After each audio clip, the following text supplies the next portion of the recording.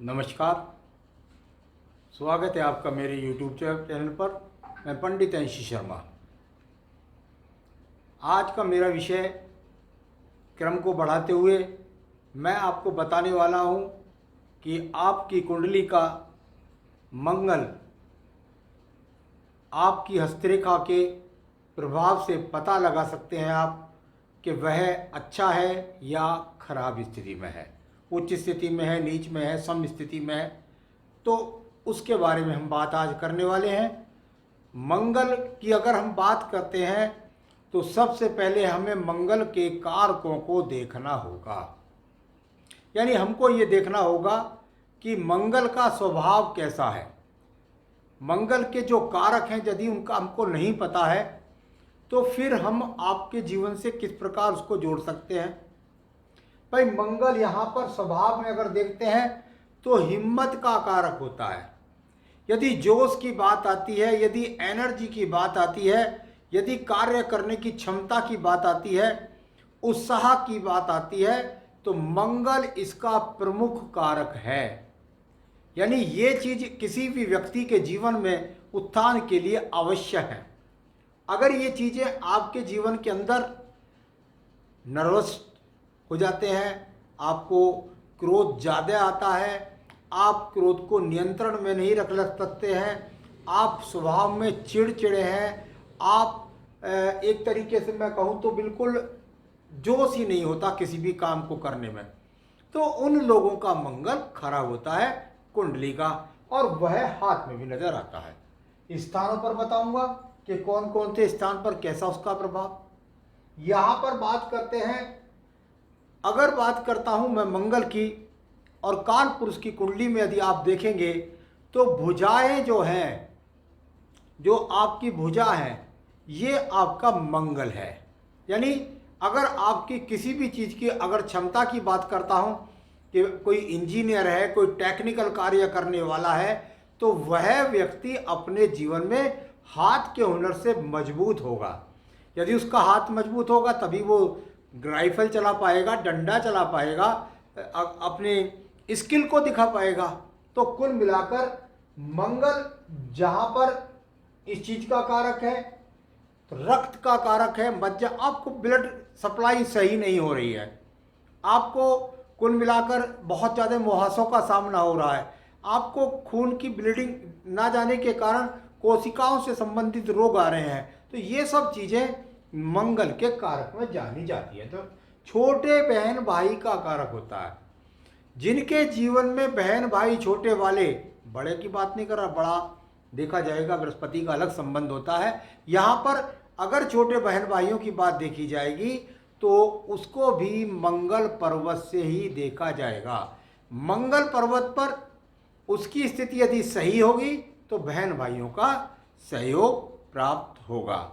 यहाँ पर ऐसे व्यक्ति को जमीन से लाभ, ऐसे व्यक्ति को थोड़ा सा शनि का इन्वॉल्वमेंट अच्छा हो तो बहुत बढ़िया प्रॉपर्टी से लाभ। ऐसा व्यक्ति सैनिक होता है, मैंने आपको बताया, जिसका अच्छा होता है वह सैनिक होता है, जाएगा ही मंगल वाला व्यक्ति। कभी कभी आपने देखा होगा बहुत से आदमी सेना कैंप में चले तो जाते हैं लेकिन वो वहाँ से भगोड़े हो जाते हैं। वहाँ जाकर जब उनकी जटिल समस्याओं का सामना होता है, उनको वर्क लोड का सामना होता है, तो वो सेना को छोड़कर भगाते हैं। ऐसे व्यक्तियों का कुंडली में दिखा लीजिए, हाथ में दिखा लीजिए, मंगल खराब होता है। तो ये उनको ना जमीन जायदाद, ना खेती में कोई रुचि, ना दृढ़ परिश्रम कर सकते हैं, तो उनका मंगल खराब होता है। अच्छे मकान भवन भी इनके पास नहीं होते। चलिए, वकालत का कारक भी मंगल है। यहाँ पर अगर जज का कारक शनि है तो वकालत, वकील, यानी अगर बात करता हूँ झगड़े झंझट, कोर्ट कचहरी, मुकदमों में विजय, वकालत के कार्य से विजय, अगर इनकी बात है तो आपको वकालत का कार्य यानी इस क्षेत्र का मंगल भी अच्छा होगा। मंगल अगर अच्छा नहीं है तो आप वकील अच्छे नहीं बन सकते। मांगलिक प्रभाव का सबसे ज्यादा प्रभाव माना जाता है, बहुत डराया जाता है मांगलिक के हिसाब से। भाई बिल्कुल ठीक भी है, पहले भर घर के अंदर होगा यदि तो भाई स्वभाव के अंदर आएगा, चौथे घर में होगा तो तो आपके घर की डिस्टरबेंस को लाएगा, आपके छठे घर में होगा, आपके सप्तम घर के अंदर होगा, आपकी जो वैवाहिक स्थिति है उनके अंदर किस प्रकार से उसका प्रभाव होता है। और अष्टम भाव में तो पहला, चौथा, सातवां, आठवां और 12वां घर व्यय का। तो कुल मिलाकर के अगर मंगल खराब है, मंगल से कोई ज़्यादा डरने की बात नहीं है भैया, खराब स्थिति में है तब ये घर उनके प्रभावित होते हैं। और यदि अच्छे प्रभाव में है तो उसको लाभ मिलता है उल्टा। तो चलिए मैं उनको हाथ में कैसे देखते हैं इसके बारे में बात कर लेते हैं। भाई यहाँ पर आपको सबसे पहले देखना होगा कि मंगल का एक क्षेत्र होता है। यहाँ पर यदि इस पूरे पर्वत को अगर दो विभागों में विभाजित किया जाता है तो यह प्रथम मंगल है, और यह यहाँ पर यहाँ भी विभाजित कर दिया है मैंने बुध पर्वत के नीचे, हृदय रेखा से नीचे चंद्र पर्वत के स्थान को जब डिवाइडेशन करते हैं तो यह पर्वत नीचे चंद्र पर्वत और ये ऊपर का पर्वत मंगल पर्वत है। इनमें थोड़ी सी बात है भाई। देखिए मैंने कहा कि छोटे बहन भाई हैं, छोटे बहन भाई अगर आपके जीवन में सहयोग करते हैं, अगर जमीन की बात है, जमीन को देखना है तो यहां से देखें, और आपको एक स्पोर्ट्स प्लेयर के लिए देखना है तो आपको यहां मंगल देखना होगा। आपके पास में छोटे बहन भाइयों का सहयोग है तब आपको देखना होगा, इस बात का ध्यान रखना है, मैं बताने जा रहा हूं। और यदि आपको अपने परिश्रम की गति को देखना है तो यहां से देखना होगा। मंगल कुंडली का खराब है, सही है, तो यहां पर अच्छे चिन्हों का, वह चिन्ह कौन से हैं उनको बताऊंगा। अब जब बात बात पर झगड़े करने की जिनकी प्रवृत्ति होती है, जिनका कोर्ट कचहरी मुकदमों से सामना होता है, उनके द्वितीय मंगल पर्वत पर शुभ और अशुभ चिन्ह, जो विजयी होते हैं, जो वकील बन सकते हैं, जो अपने मुकदमों में विजयी होते हैं, जिनके पारिवारिक समस्याएं नहीं आती हैं, घरेलू विवादों का सामना नहीं होता, उनके लिए द्वितीय मंगल को देखना पड़ता है। तो चलिए मैं आपको बताता हूं कि यदि आपके हस्तरेखा के अंदर यहाँ पर बहुत ज्यादा गति देखने को मिलती है कि इस प्रकार से छोटी छोटी रेखाएं खड़े रूप में दिखाई देती हैं, बस सीधा सीधा प्रश्न है कि रेखाएं यहाँ पर खड़ी हैं, यानी आपके जीवन के अंदर मंगल सम स्थिति में है। जो जो कारक मैंने इस वाले मंगल के मैंने बताए वह सब आपको प्राप्त होंगे। कैसे? भाई मेरे पे मकान है, लग्जीरियस नहीं है, मेरे पास भाई बहनों का सहयोग है, ठीक है ना, प्रेम बना रहता है, यही अच्छा है, मेरे अंदर जोश भी है, बस ऐसा नहीं है कि मैं किसी को बहुत ज़्यादा हेल्प कर सकूं। यानी सम स्थिति के कारकों के लिए यह मंगल पर खड़ी रेखाएं जानी चाहिए।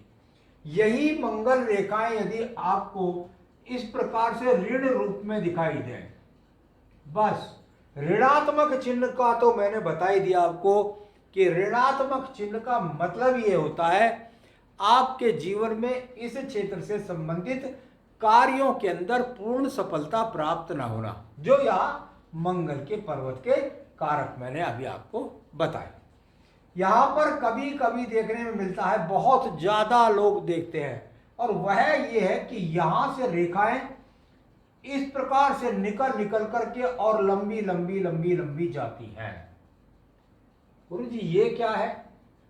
देखिए, अगर इनकी गति ऊपर की तरफ है, यानी ये आड़े रूप में अगर है और लंबी है, तो ये ज्यादा कठिनाइयां देंगी।